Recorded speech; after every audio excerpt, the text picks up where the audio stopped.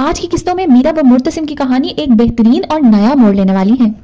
نکاح کے فنکشن کے لیے تمام مہمان آ چکے ہوتے ہیں مگر مرتسم غائب ہوتا ہے۔ بھابی بیگم ایک ایک سے مرتسم کا پتہ کرتی ہیں مگر کسی کو بھی معلوم نہیں ہوتا۔ اسی دوران دلہن بھی تیار ہو کے آ جاتی ہے۔ کچھ ہی لمحوں میں مرتسم دلہا بنا ہوا وقاص صاحب کے ساتھ آتا ہے۔ وقاص صاحب اور ان کی بیگم جیسے ہی میرب سے ملنے جاتے ہیں اسٹیج پر، وہ دونوں کو ہی بہت ہی بے رخی سے جواب دیتی ہے۔ مرتسم بھی جا کے اسٹیج پر میرب کے سامنے بیٹھ جاتا ہے۔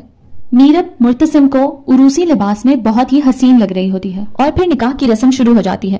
مولوی صاحب میرب سے اس کی رضامندی پوچھتے ہیں، جس کے جواب میں میرب کچھ دیر خاموش رہنے کے بعد انکار کر کے وہاں سے اٹھ کے چلی جاتی ہے۔ اندر جا کے وہ یہ پیغام بھیجتی ہے کہ اسے مرتسم سے ہی صرف بات کرنی ہے۔ مرتسم غصے کو قابو میں کرتے ہوئے میرب سے بات کرنے جاتا ہے۔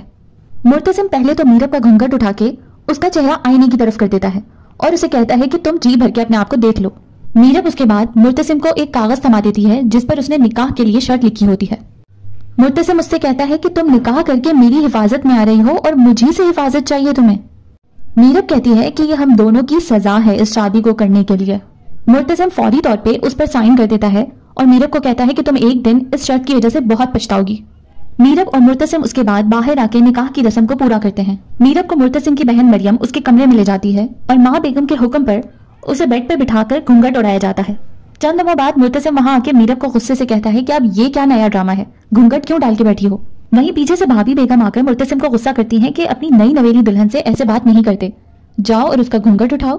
اپنے ہاتھ سے خاندانی انگوٹھی اتار کے وہ مرتسم کو دیتی ہیں کہ اب یہ اسے پہنا دو۔ مرتسم اور میرب دونوں ہی بھابی بیگم کی وجہ سے خاموش ہوتے ہیں۔ بھابی بیگم کے جاتے ہی مرتسم اور میرب کی پھر بحث ہو جاتی ہے۔ میرب کہتی ہے کہ وہ بیڈ پہ سوئے گی اور مرتسم صوفے پہ، کیونکہ اس نے نکاح سے پہلے کانٹریکٹ سائن کیا ہے۔ مرتسم غصے میں کمرے سے باہر چلا جاتا ہے۔ دوسری طرف دکھاتے ہیں کہ مریم کے سوتے ہی حیا چوڑی سے اپنی کلائی کاٹ لیتی ہے۔ جب مریم کو ہوش آتا ہے تو حیا مرتسم کا نام لیتے لیتے بے ہوش ہو جاتی ہے۔ وہ مرتسم کے پاس مدد کے لیے جاتی ہے اور وہ دونوں اسے ہاسپٹل لے جاتے ہیں۔ مرتسم ڈاکٹر کو یہ بتاتا ہے کہ غلطی سے حیا کے ہاتھ میں چوڑی لگی ہے، اسی لیے ہاسپٹل والے پولیس کو نہیں بلاتے۔ مرتسم بہت ہی غصے میں ہوتا ہے۔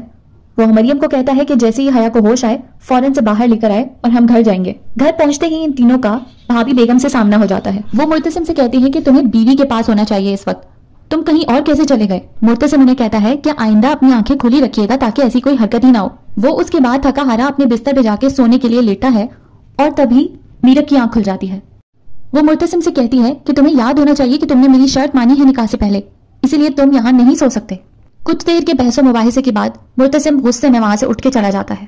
تیار ہوتے ہوئے میرب مرتسم سے پوچھتی ہے کہ وہ ساری رات کہاں تھا، جس کے جواب میں وہ کہتا ہے کہ وہ اسے بتانا ضروری نہیں سمجھتا۔ میرب کہتی ہے وہ اس کی بیوی ہے، اسی لیے اسے ساری بات کا پتہ ہونا چاہیے۔ مرتسم میرب سے کہتا ہے کہ تم بیوی کی حیثیت سے نہیں پوچھ رہی بلکہ تم اس لیے پوچھ رہی ہو تاکہ کسی اور کو شرط کے بارے میں پتہ نہ چل جائے تمہاری۔ مرتسم میرب کو بغیر کچھ بتائے باہر جا کے کھڑا ہوتا ہے تو انور صاحب آ کر اس سے میرب کے حصے کی معافی مانگتے ہیں۔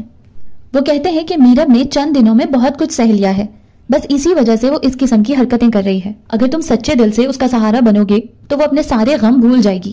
مرتسم کہتا ہے کہ میری طرف سے اس کے ساتھ کبھی کچھ غلط نہیں ہوگا۔ وقاص صاحب اور ان کی بیگم کراچی جانے سے پہلے میرب سے ملنے کے لیے جاتے ہیں مگر میرب انہیں ان تمام تکالیف کے بارے میں یاد دلاتی ہے جو پچھلے چند دنوں میں میرب کو ان کی طرف سے ملی ہیں۔ جانے سے پہلے وہ بے رخی سے انہیں ولیمے تک رکنے کا کہتی ہے مگر وقاص صاحب اور ان کی بیگم آنکھوں میں مجبوری کے آنسو لیے ہوئے میرب کی تمام باتیں سن کے خاموشی سے وہاں سے چلے جاتے ہیں۔ ویڈیو کو یہاں تک دیکھنے اور سننے کا بہت بہت شکریہ۔ پلیز چینل کو سبسکرائب کرنا مت بھولیے گا۔